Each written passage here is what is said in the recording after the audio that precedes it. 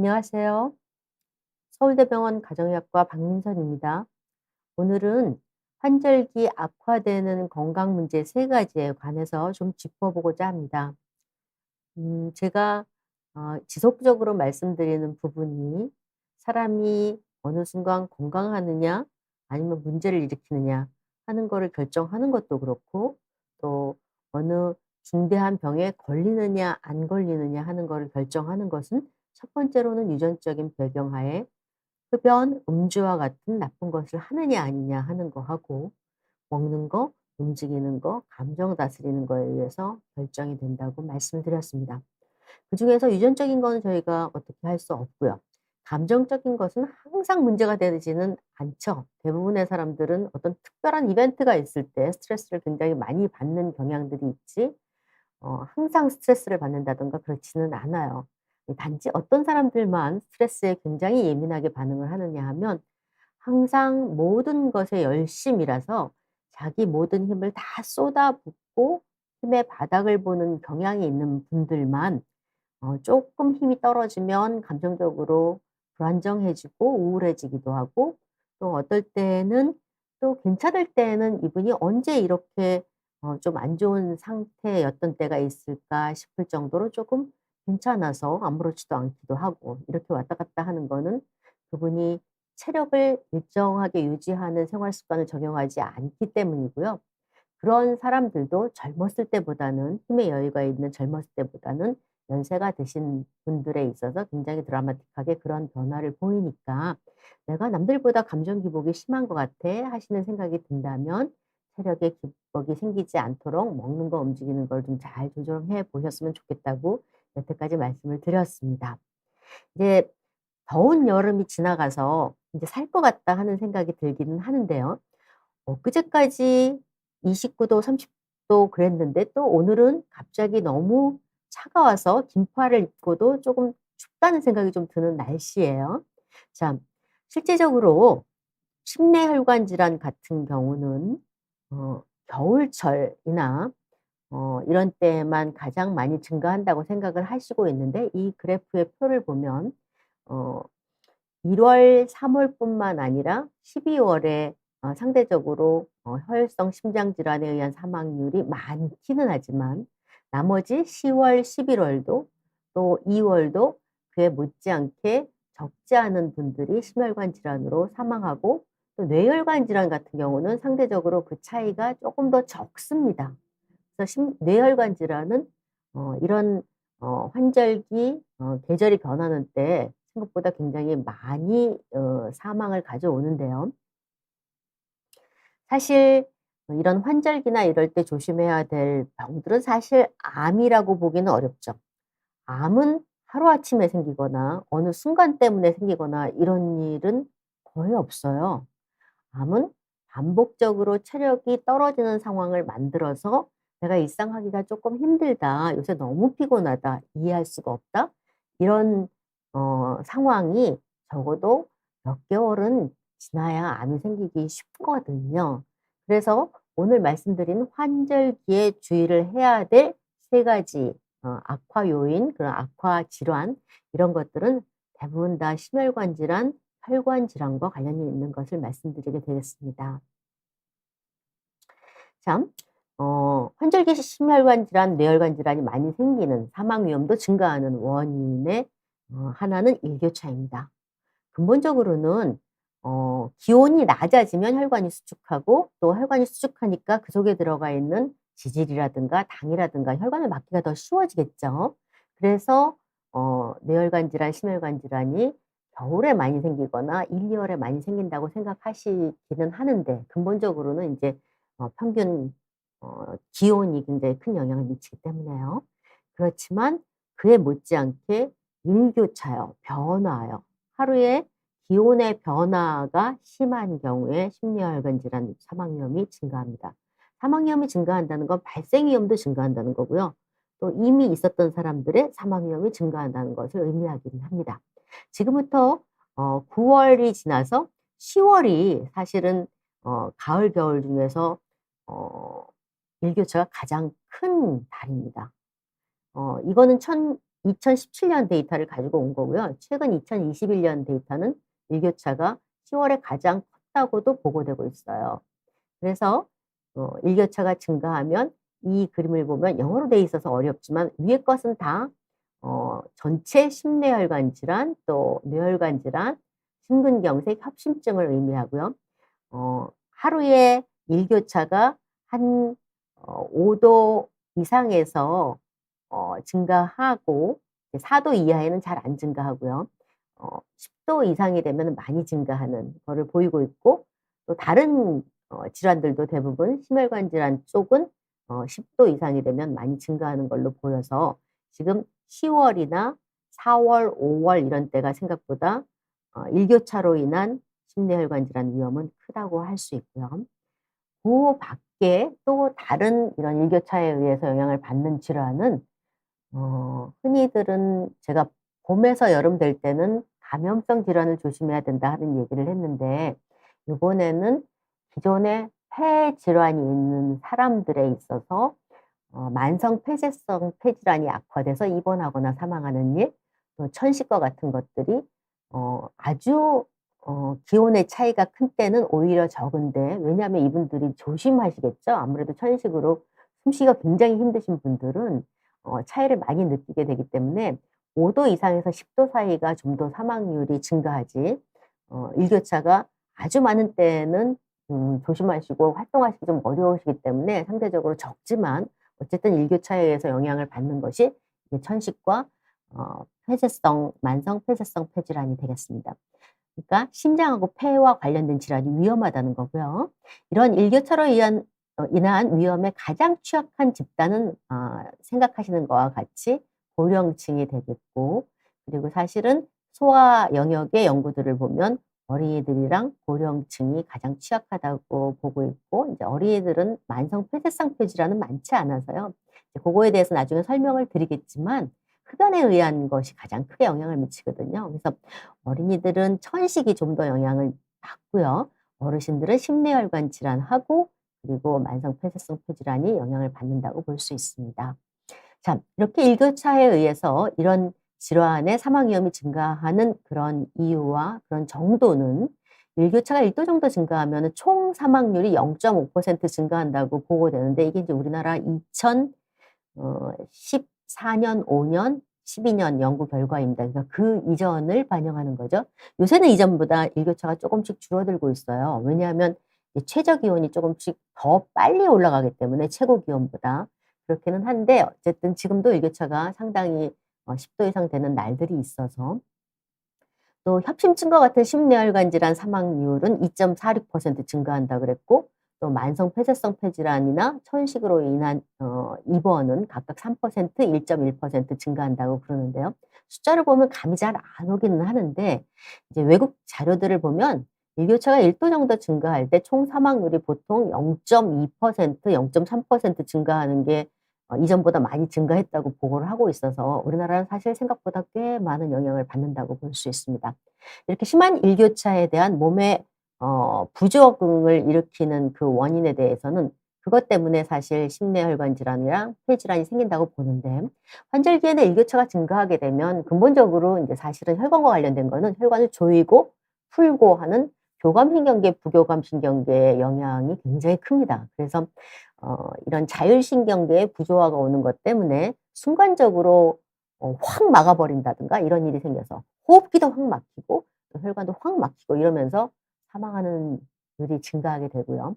또 혈관도 갑자기 과도하게 수축하거나 하게 되면 심장에서 피를 뽑아서 전신으로 보내야 되는데 혈관 저항이 커지면 뚫고 올라가기가 힘들겠죠. 그래서 갑자기 추워질 때 확 조이고 이런 순간이 생기면 기존에 심장의 능력이 여유가 없었던 고령자층, 만성질환층, 또 심혈관 질환을 가지고 계셨던 분들은 갑자기 사망할 수 있는 위험이 커지는 거죠. 그리고 두 번째로는 일교차가 증가하면 우리 몸이 힘이 들어지기 때문에 그런 것들을 이 스트레스로 여기기 때문에 그거에 대해서 이제 적응하기 위한 몸의 그 힘을 쓰기 때문에요. 산소 흡수량이라든가 혈압, 심박수, 심장의 부담, 작업 부담 이런 것들이 증가합니다. 그렇기 때문에 이런 혈관 질환계 위험도 증가하게 되고요. 또한 기관지의 자극이 좀 더 과민해지고 면역 체계가 이상해지면서 폐질환이나 천식으로 인한 악화로 인한 입원이 증가하게 된다고 볼 수 있습니다. 그럼 이럴 때 어떻게 생활을 해야 될까요? 이런 얘기를 오늘 드리는 이유도 이런 환절기를 건강하게 날 수 있으면 좋겠다 하는 의미에서 말씀을 드리기도 하고, 특히나 과거와 달리 요즘에는 의료 대란 때문에 인제 옥외 빅병원이 이 진료받기도 힘들고, 사실 가정의학과는 그런 의료 대란에 직접적인 영향을 받는다고 보기는 어려운데요. 외래 진료가 대다수라서. 그럼에도 불구하고 저희도 환자를 보다 보면은 중증의 질환이 생기기 때문에 암이나 혈관 질환 이런 어 급한 치료를 받아야 되는 사람들이 생기기 때문에 저희도 사실 굉장히 이 의료 대란으로 인해서 굉장히 힘듭니다. 그래서 이 상황은 어떻게 하든 몸이 급성의 문제를 일으키지 않게 잘 관리하고 예방해서 이 상황을 아주 현명하게 지날 수 있으면 좋겠다 하는 바람으로 오늘 말씀드리려고 하는 거고요. 그리고 몸이라는 거는 어떻게 하든지 그 순간을 안 만들려고 노력합니다. 근데 우리가 모르고 확 하고 문제가 생기는 건 그다음 날일 때도 있고요. 확 하고 하다가 확 목에 걸려서 문제가 되는 경우도 있고, 이렇게 예기치 못하게 문제가 생기는 경우가 있거든요. 실제로 인제 제가 최근에 젊은 40세 여성인데요.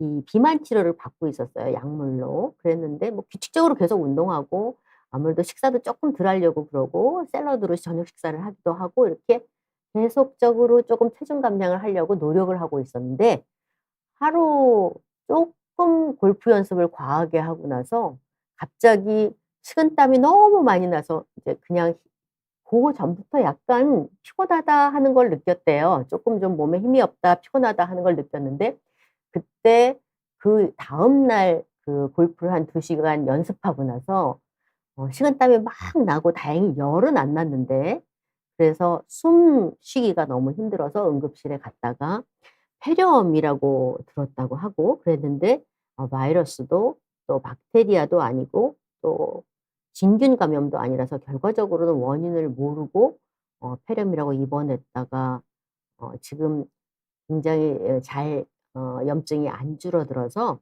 스테로이드랑 또 면역을 죽이는 그런 치료를 받고 있다고 하더라고요.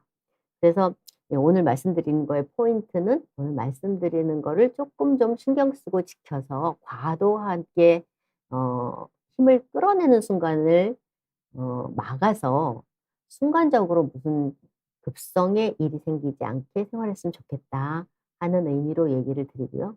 몸은 어쨌든 어떤 순간에도 죽지 않고 살려고 생존하려고 하는 기전을 발휘하기 때문에 쪼끔만 우리가 어 미리 쪼끔 조심하고 힘을 쪼끔 아끼면 그런 순간 없이 편안하게 이 환절기를 넘어갈 것 같아서 말씀드리고자 합니다. 전처럼 우선은 규칙적인 생활하는 거 굉장히 중요합니다. 오늘 아침에 조선일보의 기사를 보니까 이제 생화교실의 박상철 선생님이 인제 100세 이상의 건강인들에 대한 거를 쓰셨을 때 운동을 하는데 과도한 운동을 하는 게 아니라 약간 낮은 이게 구릉지 같은 데를 매일매일 다니는 정도의 활동, 그러니까 그거를 운동하고 싶어서 하는 게 아니라 집이 어디에 있다든가, 그러니까 매일매일 할 수밖에 없는 활동이죠. 그러니까 그게 약간 중저강도의 운동을 계속하는 거. 이게 100세 노인들의 특징이라 그랬거든요. 그래서 우리가 어느 날 근육을 열심히 늘리겠다고 확 하는 운동을 저희가 원하는 게 아니에요. 만성질환 예방하는 그런 운동에서는 하루 30분 정도의 중강도 운동을 얘기를 하는 거거든요. 따로 하는 30분 정도의 빠른 걷기, 그런 정도를 원하는 거기 때문에 그렇게 고강도 운동을 막 2 시간씩 하시거나 뭐 이런 일은 이런 계절에는 적절치 않을 걸로 보여요.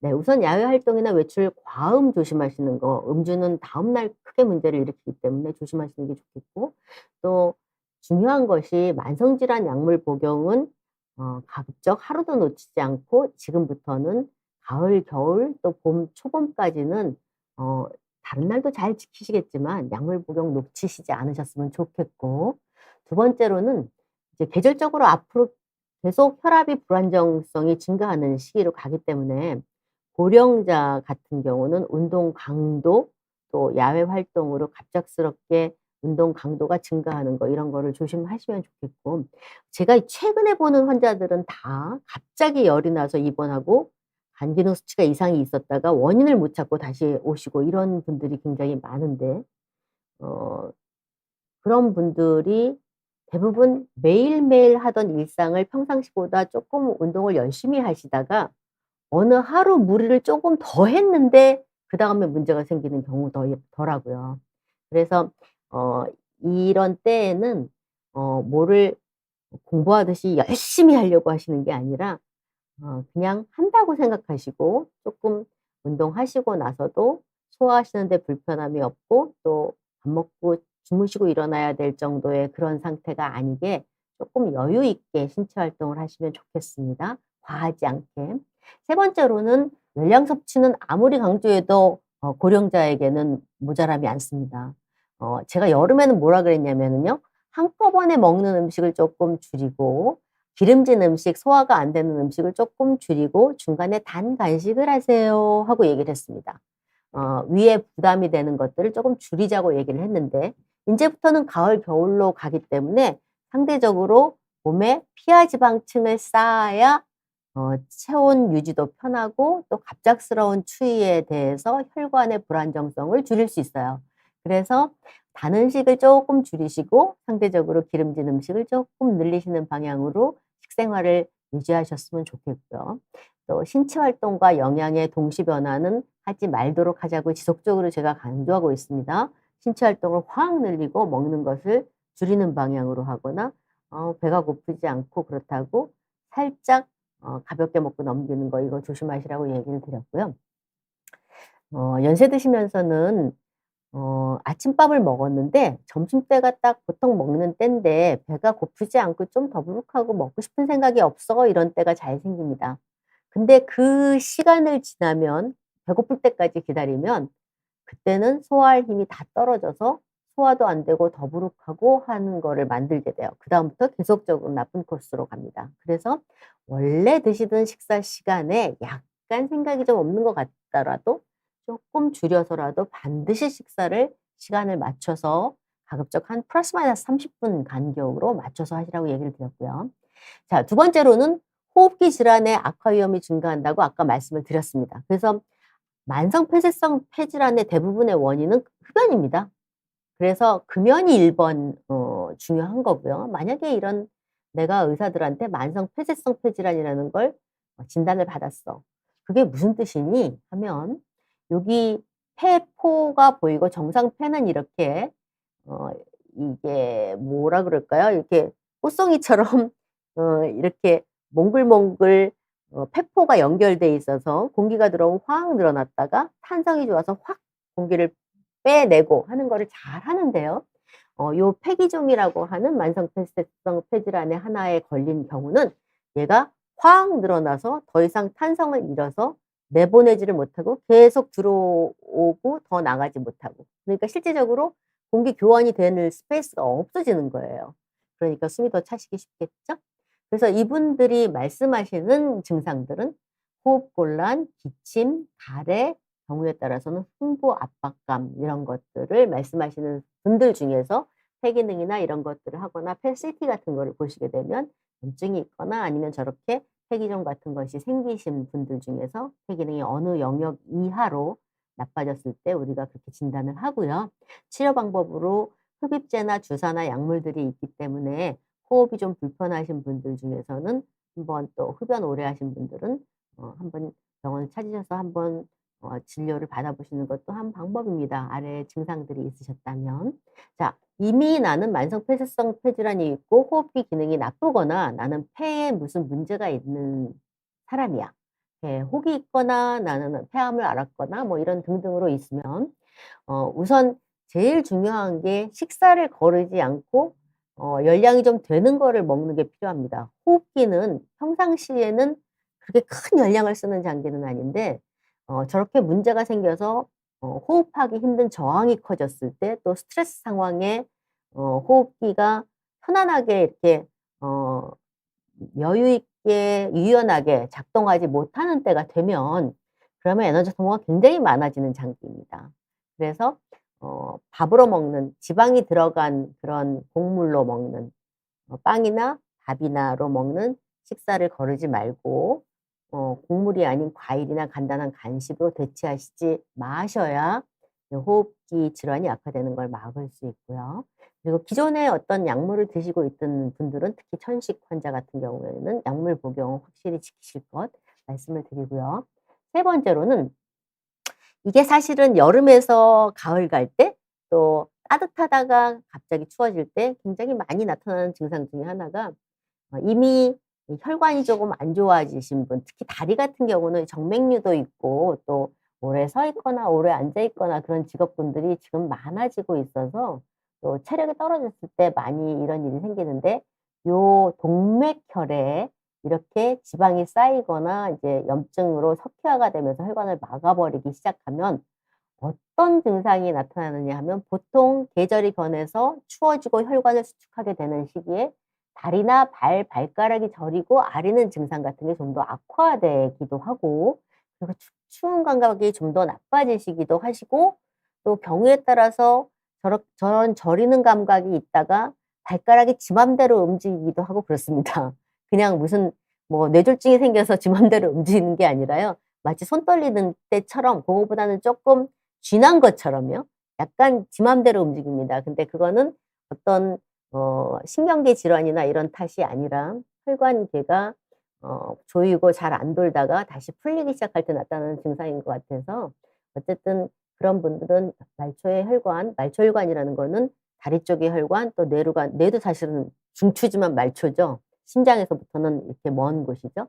저희가 말초혈관이라 그러면은 주로 손끝, 발끝을 주로 얘기하는데 어쨌거나 여기에 저리고 아리고 하는 증상이 악화되기도 하고 실제적으로 이게 많이 심해지면 걷거나 뛸 때 다리에 심한 통증이 있거나 오르막길 오를 때 다리에 심한 통증이 있거나 뒤에 종아리 있는데요.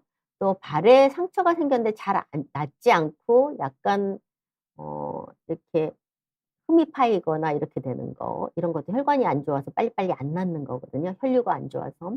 또 발이나 발가락이 화끈거리는 순간이 있거나 발의 피부색이 변해서 퍼렇고 보통의 피부색보다 다른 피부색을 보일 때 그럴 때는 말초혈관 질환이 의심되는 거니까 그것도 병원을 찾으셔서 진단을 받으셔 보시면 좋겠고 사실은 말초혈관 질환이 아니고 심장이 나쁜데 다리 쪽 근력 운동이나 이런 거를 자주 하시는 분들도 심장이 약해지는 순간 다리로 가는 피가 좀 잘 이렇게 편안하게 필요한 만큼 안 가게 될 때 이런 증상이 나타날 수 있어서요.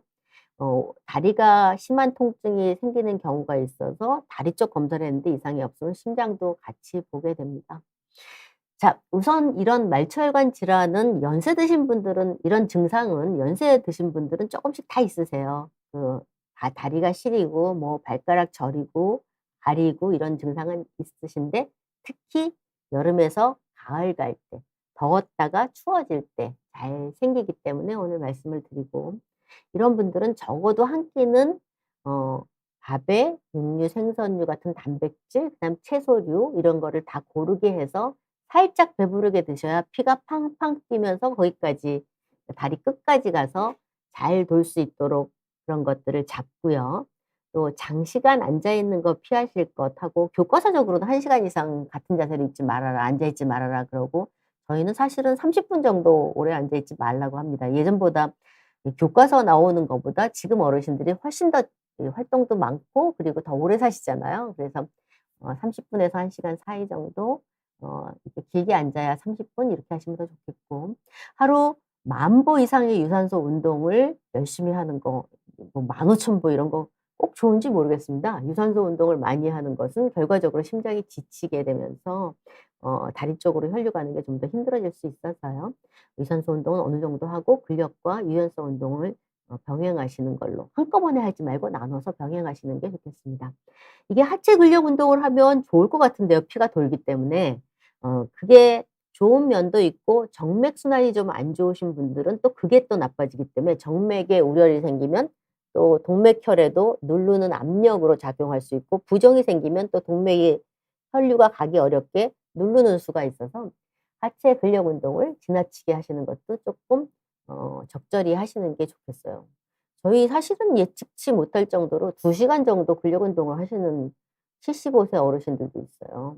근데 그분들이 워낙 옛날부터 하시던 분이면 그래도 좀 2시간은 많은데 그렇게까지 운동을 열심히 안 하시다가 나이 들어서 운동을 열심히 하시는 거는 사실 편안하지 않습니다.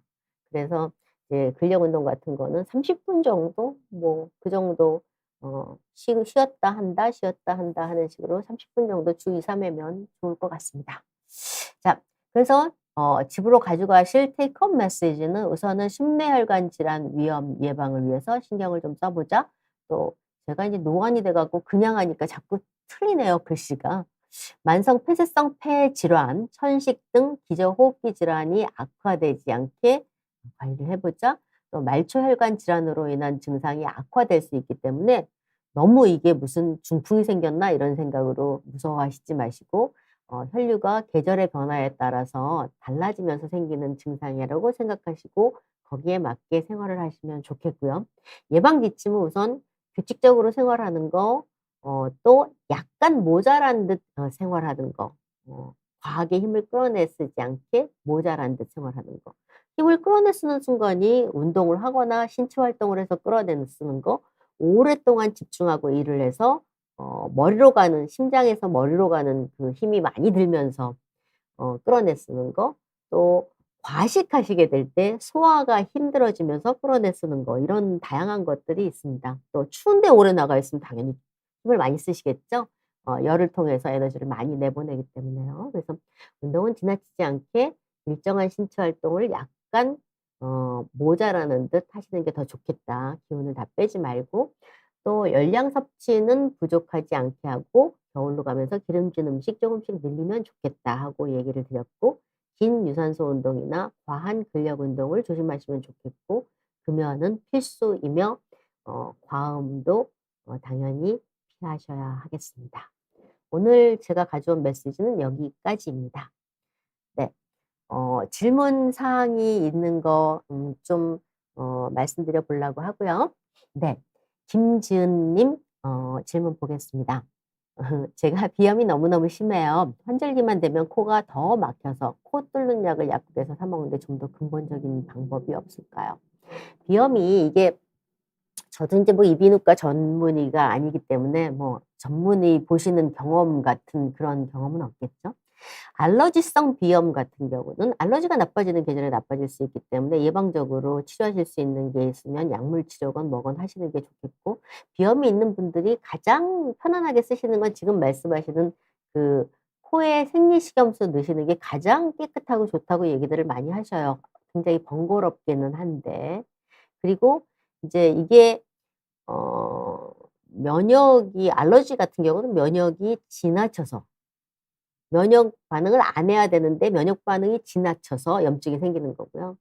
또 감염, 호흡기 감염이라든가 뭐 축농증 이런 거는 면역력이 떨어져서 그러는 거라서 흔히들 생각하시듯이 '면역력이 높으면 좋다.' 이런 개념이 아니라 '면역은 적정한 선을 유지하는 게 좋다.' 하는 개념이니까 그렇게 보시면 더 좋을 것 같고 이게 왕도가 없어서 조금 죄송한 면이 있는데 또 코라고 하는 거는 호흡기라고 하는 거는 진짜 심장만큼이나 환자들을 괴롭히는 그런 기관인 것 같습니다. 그래서 환절기나 한겨울에 조금 잘 관리하셨으면 좋겠긴 하고요. 이 코 막히는 거는 코의 구조에 이상이 있어서 막히는 경우가 있고 알러지 때문에 막히는 경우도 있으니까 그거는 아마 감별을 받으셨을 것 같아요. 그래서 이비인후과에서 정리하시면 좋을 것 같고 어쨌든 몸 상태가 체력이 여유가 좀 있을 때는 상대적으로 쪼끔 덜 그런 면이 있기 때문에 이것도 체력 관리를 쪼끔 하시는 게 더 좋을 것 같긴 합니다. 네. 평안한 가을님 몸의 면역력을 높이는 방법이 있을까요? 면역력이라는 거는 다른 역과 똑같습니다. 소화력, 뭐 흡수력 이런 거랑 똑같아요. 그러니깐 체력이랑 같이 가는 거라고 볼 수 있고요. 뭐 때문에 면역력을 얘기하시는지 정확하게는 모르겠지만 경험들이 있으실 텐데 이제 "나는 쪼끔 몸이 안 좋으면 목이 불편해." 하시는 분이 있고 "나는 쪼끔 몸이 불편하면 콧물이 나고 이상해." 하시는 분들이 있죠. 그러면 자기가 쪼끔 약한 부분에서 증상이 나타나는 거거든요. 그래서 약간 이상한 증상이 나타나려고 하면 우선 식사량을 쪼끔 늘리시는 방향으로, 그리고 중간에 이렇게 '나는 잘 먹는데 그래.' 그러는 법은 사실 없어요. 두 끼는 잘 먹거나 이렇게 되는 거지. 어 열량 섭취가 사실 어마무시하게 중요합니다, 이런 면역력과 관련된 거에서. 뭐 나쁜 거를 먹어서 몸이 나쁜 거라는 건 뭐냐면 무슨 어 이 굉장히 여러 가지 뭐 보존제라든가 연화제라든가 음식을 맛있게 만들기 위해서 들어간 화학적인 게 많이 들어가서 몸이 그것을 힘들어하는 그런 거를 많이 먹으면 모를까나 그러면 나쁘지만, 일반적으로 먹어야 될 일정량을 먹지 못할 때 사실은 호흡기 감염이나 여러 감염이 생기기 쉬운 거거든요. 그래서 저희가 사실은 배변이나 이런 거에서 갑자기 설사를 하거나 이러면 그냥 얄짤무 호흡기 감염이 생기는 분들이 꽤 있고, 또 목이나 이런 데 감염이 생기는 분들이 있어요. 그래서 우선은 근본적으로 열량이 너무 부족하지 않게, 남자는 기본적인 열량을 지키는 거가 중요하고요. 여자는 내 신체 활동이 늘어나면 그거에 맞춰서 열량 섭취를 쪼끔 늘려야 합니다. 남자보다 그게 훨씬 더 심해요. 왜냐하면 남자는 이렇게 근육도 있고 체구가 크기 때문에 혈액이 심장에서 잘 나가기는 하는데 배가 도는데 이렇게 저항이 있다 그럴까요? 그런 반면에 여자는 체구가 작고 지방이 별로 지방도 그렇게 많기 때문에 근육이 세지가 않기 때문에 휙휙 도는 경향이 있습니다. 그래서 한여름에 쓰러지거나 이러는 게 거의 여자지 남자가 아니에요. 그래서 인제 뭐 혈행이 빨라지는 순간을 만드셨다면, 예를 들면 운동을 좀 더 하셨다거나 오늘은 여러 가지 오피스에서 생각해야 되고 계속 회의를 했거나 앉아 있는 거지만 머리를 계속 쓰는 일이 많았다거나 이럴 때는 열량 섭취를 200-300 칼로리 쪼끔 간식을 하시는 게 도움이 되고요. 운동은 도움이 돼요. 그런데 운동하시고 과해서 이렇게 '아 나 힘들어 죽겠다.' 이런 순간을 만드시는 거는 면역력에 악영향을 끼치는 것 중에 하나고요. 그리고 뭐 가장 나쁜 건 사실 혈류가 제대로 못 돌아가게 하는데 감정적으로 안 좋은 건 가장 나쁘죠. 근데 그거는 모든 사람이 있는 게 아니니까 어떤 특정한 상황에서 있는 거니까. 그때 저희가 전에도 얘기했지만 스트레스 상황이 되면은 가장 저희가 중시하는 게 받아들이는 거라고 했어요. 그냥 '그건 그러려니. 그런가 보다.' 하고 받아들이는 방향으로 노력하시자고 얘기했습니다. 굉장히 쉽지 않지만. 네. 세 번째로는 착한 맛 던지네스 통계님. 42의 남성이시라고 하셨고요. "환절기만 되면 천식, 비염, 결막염, 소화증이 심해집니다. 특히 기침과 감기가 계속 반복되고 눈은 항상 충혈되고 아픕니다." 특히 감기가 자주 오는데 좋은 방법이 없을까요? 가래가 덜 생기는 방법이 없을까요? 흡입제와 싱귤레어 거담제, 엑시마정 스프레이, 항히스타민제 이렇게 두 종류가 아니라 여러 가지를 드시네요. 아, 항히스타민제 두 종류? 약을 많이 쓰시네요.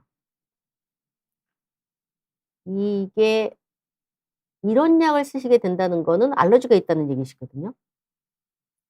근데 알러지가 있는 거하고 감기가 생기는 거하고는 또 좀 차이가 있죠.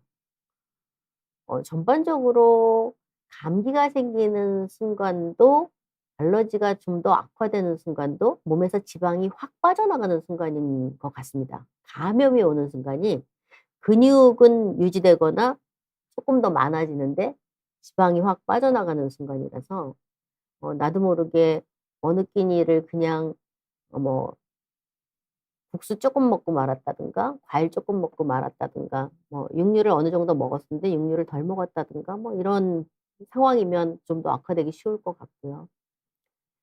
환절기가 지금 말씀드린 것처럼 호흡기의 과민성이 증가하기 때문에 알러지에 의한 증상은 아무래도 더 나빠질 여지가 있어서 쪼금 편안한 약이 있으면 어 약으로 쪼끔 증상 나쁘실 때 드시는 게 좋을 것 같고요.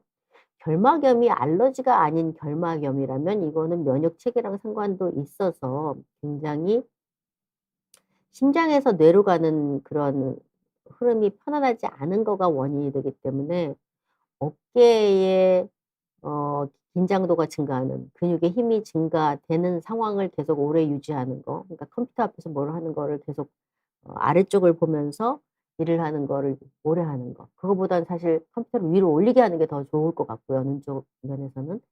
그리고 상체 근력 운동을 쪼금씩 하셔서 그거를 통해서 피가 상체로 도는 거를 조금 더 강화하시면 조금 더 좋지 않을까 하는 생각이 듭니다.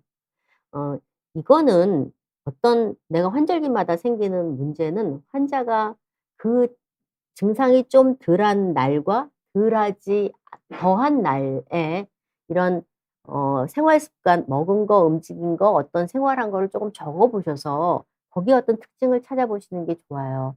만약 오늘 좀 더 나빴다 그러면 어제 생활한 거에 뭐가 나를 더 힘들게 했다는 소리고요. 힘을 끌어내 갔다는 소리고요. 오늘 좀 더 좋았어. 그럼 어저께 더 생활을 잘했다는 거니까 고거를 한번 체크해 보시면 좀 더 찾기 쉬우실 것 같아요. 아주 없애기는 어렵고요. 쪼끔 덜 힘들게 지내시기를 바라서 말씀드리고요. 네. 봄날님 질문 보겠습니다. "저는 혈압약, 고지혈증 약 먹고 있는데 환절기에 주의할 게 뭐가 있을까요?" 음 환절기가 되면 한여름보다는 혈액의 순환이 쪼끔 느려집니다. 아무래도 춥고 그러니까 혈관이 좋으니깐요. 그래서 뭐 약간의 운동을 좀 더 하셔도 또 약간 덜 드셔도 그렇게 어 이 지치고 이런 게 심하지는 않은데 단지 혈관 저항이 좀 더 세지니까 환자가 쪼끔만 무리해도 좀 더 힘들어질 가능성들은 있어요. 그래서 아마 증상으로 쪼끔 더 피곤하다거나 이런 거 더 느끼기가 쉬워서 주의하시기는 쪼금 더 좋으실 것 같고요. 음 일반적으로 어 혈압이 좀 더 그렇죠. 고지혈증 약 먹고 있다고 하는 거는 사실 어지간하면 고지혈증 약이 잘 잡습니다, 그냥 혈관을 깨끗하게 하는 데 있어서.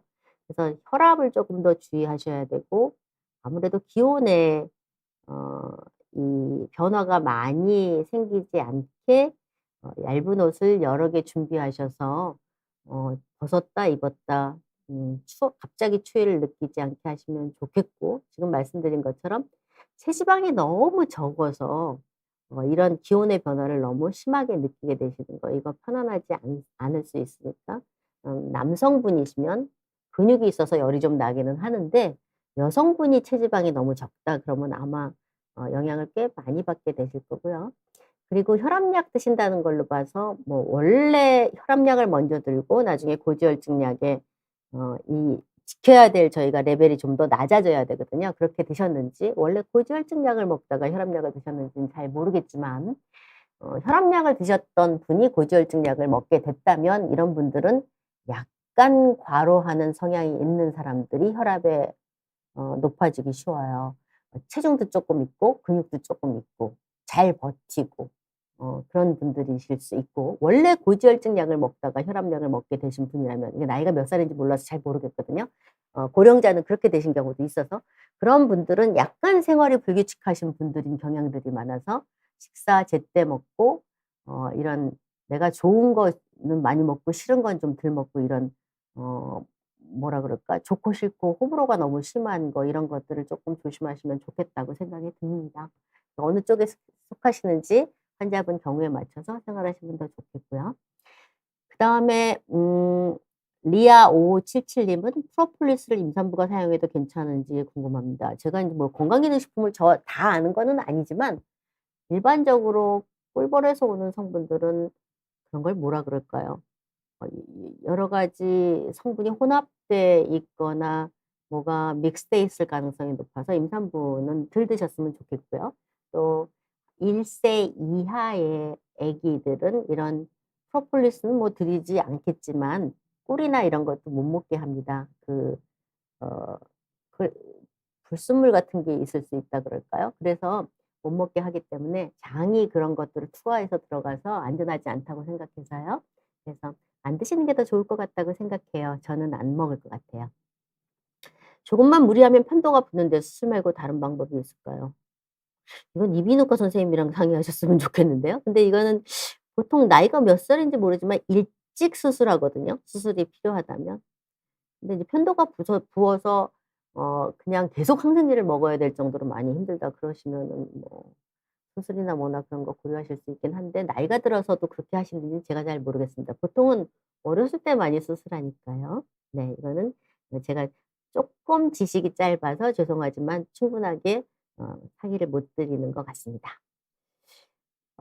이게 Fifty Shades of Grey는 뭘까요? 그레이 님이신 것 같은데. 네. 오늘 강의에서 심혈관 이야기를 하셔서 여쭤보고 싶은 게 있는데 누워서 가정용 혈압계를 재면 완전 저혈압으로 나오는데 96에서 104에 아래 혈압이 60 나온다는 얘기시겠죠? 나오는데 앉아서 재면 또 이완기 수축기 혈압이 120에 130, 60에 80 이렇게 나오기도 합니다. 왜 이러는 걸까요? 혈압계가 고장일까요? 아니면 저 아픈 걸까요? 아닙니다. 정상적인 반응이라고 생각이 들고요. 일반적으로 저희가 혈압을 잴 때 앉아서 뒤에 의자가 있으면 기대서 보통 이제 병원에서 그렇게 안 되는데요. 기대서 재서 이완한 다음에 여기다가 이제 혈압계를 심장 높이에 이 두께 같은 거 자기 체중이나 팔둘레에 맞춰서 재라고 하죠. 그래서 체중이 많이 나가시는 분이 얇은 걸로 재면은 더 높게 나오고요. 누워 있거나 아침에 일어나서 근육의 긴장을 잘 못 잡을 때 그러니까 근육이 잘 안 써 갖고 긴장이 안 될 때 이럴 때 혈압을 재거나 누워서 혈압을 재면 더 낮게 나옵니다. 우리가 지금 기대고 혈압을 재려는 것도 이렇게 긴장을 두고 혈압을 재면 혈압이 높게 나오기 때문이거든요. 그래서 지금 그레이 님의 혈압은 괜찮은 것 같아요. 이상 없는 것 같고 정상적인 혈압인 것 같습니다. 혈압계 고정 아니고 정상적인 몸의 반응입니다. 네. 그다음에 한 가지 더 궁금한데요. 아까 일교차 말씀을 하셔서 제가 집에 있을 때 옷을 안 입고 있는데 한파 추위에는 위통까지 바지만 까고 위통 까고 바지만 입음. 제가 어디서 들었는데 몸을 차게 하면 면역력 다 깨지고 몸이 허해진다는 소문이 있던데 사실일까요? 집에서 보일러도 안 돌리고 잘 때도 장판 이런 거 안 쓰고 이불만 덮고 자는데 안 좋을까요? 자기 체온에 따라서 다르죠. 근육이 많은 사람들은 체온이 상대적으로 조금 높은 편이라서 조금 추위에 덜 약하고 더위에 더 약하지만 더위에도 체력이 괜찮으면 덜 힘들어해요. 그래서 어쨌든 근육이 많으신 분들 그런 분들은 크게 문제가 없으실 것 같고 근육에서 열을 내니까요. 그리고 지방도 조금 어느 정도 있으면 별 문제 없으실 것 같기는 해요. 꼭 어 이 더울 때 꼭 위에 옷을 입어야 되는 건 아닌데 땀을 흡수하고 이런 것들이 좀 더 잘 되니까 그런 면에서 어 피부 보호 뭐 이런 것들 때문이겠죠? 네. 제이님 안녕하세요. 겨울만 되면 기관지염에 걸립니다. 잘 때 무의식적으로 입을 벌리고 잡니다. 어떻게 하면 좋을까요? 네. 건조하면 조금 더 면역 세포들이 더 잘 이게 면역 세포 말고 그 점막을 보호하는 그런 것들이 잘 안 되니까 좀 좋지는 않긴 한데요. 입을 벌리고 주무신다면 편안한 건 아니지만 주변 환경을 약간 습도를 높여서 하시면 조금 더 좋을 것 같기는 하고요. 기관지염이라는 게 뭘까요? 그 기관지염이라고 저희가 보통 하기도 감염을 얘기하나요? 일반적으로 감기는 상기도 감염이거든요. 기관지염이라는 게 이 하기도에 염증이 생기는 그런 감염을 얘기하는지 보통 젊은 사람들이나 어 고령자의 이미 기관지가 좀 나빠지신 분들이 아니면 이 아래쪽 기관지가 염증이 잘 걸리지는 않거든요. 그래서 이 연세가 어떻게 되시는지 모르지만 어 이 아마도 인제 호흡기 감염이 잘 걸린다고 생각해야 맞을 것 같고 근데 이게 누구나 '나는 전혀 안 걸린다.' 이런 거는 불가능해요. 그래서 내가 이제 하느라고 노력을 했는데도 잠도 못 자고 계속 긴장하면서 무슨 밤을 새고 뭐를 했다든가 아니면 나는 그런 일을 하는 거는 아닌데 쪼끔만 스트레스를 받으면 굉장히 긴장도가 많이 높아져서 혈액의 흐름을 막는다든가 이런 분들이면 쪼금 더 그렇게 되기가 쉽죠. 쪼금 감염이나 이런 거에 잘 걸리기가 쉽고 이런 사람일수록 힘의 여유가 있게 뭐라 그럴까요? 식사하시는 거를 아침, 점심부터 열량이 부족하지 않게, 그리고 또 여잔지 남잔지 잘 모르겠지만 남성분들은 전반적으로 감정 상태나 몸의 모든 상태가 섬유질 섭취를 잘하고 뭐 열량 잘 먹어도 그다음에 단백질이나 이런 거 잘 먹고 해도 섬유질을 잘 먹을수록, 그러니까 곡물, 과일, 채소 이런 거 잘 먹을수록 감정적으로 편안한 거 보면 혈관계가 잘 돌아간다는 거거든요. 그러면은 상대적으로 감염도 덜 나쁠 것 같아요. 어쨌든 겨울철로 가면서는 조금 기름진 음식, 열량이 좀 충분하게 부족하지 않게 하시는 게 좋겠고, 주변 상황을 좀 덜 어 건조하게 만드시는 게 더 좋겠고요. 그리고 수분 섭취랑도 상관이 있으니까 따뜻한 물 이런 거 섭취하시고 주무시는 것도 도움이 될 것 같습니다.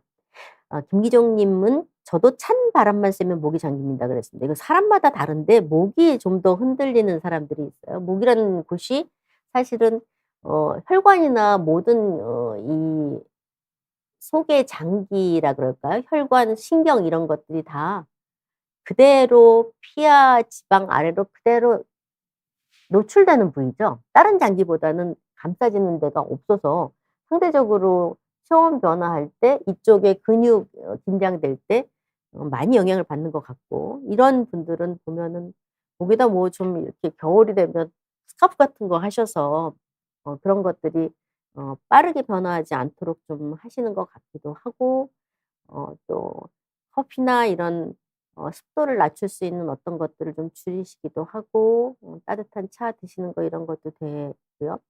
음 찬바람만 쐬면 잠긴다 그런다는 거는 이쪽에 지방이 정말 없는 사람일 가능성이 높아요. 근데 여기는 맘대로 지방을 뭐 늘리거나 이럴 수가 없어서 어쩔 수 없이 추운 계절에는 목을 좀 따는 옷을 입거나 스카프를 잘 하시는 게 좀 더 보온에 신경을 쓰시는 게 도움이 될 것 같습니다. 여윤님은 골밀도가 -2.6 인데 골다공증이 있으시네요. 4년 전 요추 4 번이 심하게 골절된 후 2 번의 프롤리아와 1 번의 졸렌드론으로 골밀도는 -1.1로 좋아졌는데도 1 개월 전 재골절이 되어서 어제 아 이베니틴 비보험으로 주사를 맞았는데요. 1 년간 계속 맞아야 한다고 하시는데 잘하고 있는 건지요?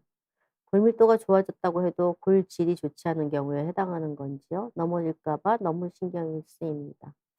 네. 저도 사실은 이제 이 골밀도가 나쁘지 않은데도 골절되시는 분 생기시는데, 그냥 자연스럽게 생기는 골절이 생기지는 않는 것 같아요. 약간 부닥쳤을 때 뭐 이럴 때 생기시기가 쉽고, 그리고 사실은 이런 골밀도가 안 좋으신, 허리 골밀도가 안 좋으신 분들한테 저희가 피하라고 하는 자세가 앞으로 구부리는 자세거든요. 그냥도 부러지기 쉬워서. 똑 부러진다고 얘기를 해요, 저희가. 그래서 이 등을 지탱하는 등의 코어 근육이 강화될 수 있도록 하는 과하지 않은 운동, 이렇게 약간씩 이렇게 가볍게 잡아당기는 운동이라든가 뒤로 당기는 운동이라든가, 또 체중이 좀 늘면 도움이 되는 것으로 되어 있기는 하고, 그런데 어쨌든 자세로 앞으로 구부리지 않도록 하시는 거가 좋겠고, 골질을 좋게 하는 약을 드신다고 하더라도 이게 또 골절이 생기는 경우도 있어서 이렇게 어떻게는 한 가지로 말씀드리기는 조금 어려운 것 같고요. 또 주사 맞으시는데도 뭐 기존에 스테로이드나 이런 거 맞으신 적이 없는 분인데도 그러는 경우가 있어서 저희가 좀 이렇게 설명하기가 어렵다 하는 부분이 있는 분들도 좀 있어요. 허리는 골반과 달라서 영양의 영향을 아주 많이 받는 곳이 아니라 상대적으로 물론 영향이 있지만 어 허리 주변의 근육이라든가 이런 이 받쳐주는 지지 조직의 영향을 꽤 많이 받아서요. 그래서 그쪽을 강화할 수 있도록 조금 신경을 쓰시면 좋겠습니다. 네. 그 오늘도 많이 질문해 주셨는데 제가 다 답을 못 드려서 너무 죄송하고요. 인제 시간이 50 분이 돼서 마지막 눈에 보이는 거 2 개만 말씀드리고 정리하려고 합니다. 신랑이 복통이 심해 캡슐 내시경해도 이상 없다는데 궁금해요. 가슴 및 배꼽 부위도 아프다고 합니다. 무슨 검사를 해야 할지 답답하네요. 복통이 심한 거하고 어느 장기에 뭐가 있는 거하고 딱 맞지 않은 경우가 상당히 많습니다. 근데 복통이 심해서 설사를 하거나 이런 거가 있으면 사실은 힘을 많이 끌어가서 지속적으로 그런 일이 있으시면 쪼끔 다른 데 혹도 잘 생기고 체력도 관리가 어렵고 힘드신 경우가 있어요. 캡슐 내시경이 100% 답이 되는 거는 아닌 것 같거든요. 이렇게 보느라고 본다고 해도 또 안 보이는 경우도 있고 그냥 캡슐 내시경이 저희가 익숙하지는 않은데 이렇게 자세에 따라서 또 잘 못 보는 부분도 있을 것 같아서요. CT나 이런 것도 한번 고민을 해 보시는 것도 좋겠어요, 복부 CT나. 네. 다른 암 수치나 이런 것도 같이 보시면 좋겠고 배꼽 주위가 아픈 거는 일반적으로는 가슴 및 배꼽 주위는 캡슐 내시경이 영향을 미치는 부위라기보다는 췌장하고 위 12장 이 부분이라서 위내시경과 복부 CT 같은 거를 고민하실 수 있겠습니다. 그린 코코님 보면 혈압이 160 인데 혈압약을 꼭 먹어야 될까요? 진짜 약 안 드시고 160이 맞으면 여러 차례 보시고 보통 집에서 보셨을 때 7일 정도의 혈압을 봐서 140이 넘는다. 그럼 혈압입니다. 약 드셔야 합니다. 160 이면 당연히 약 드셔야 되고 두 가지 약을 드셔야 될 가능성이 높습니다, 처음부터. 네. 같이 해 주셔서 너무 감사하고요. 오늘 여기까지 하겠습니다. 감사합니다.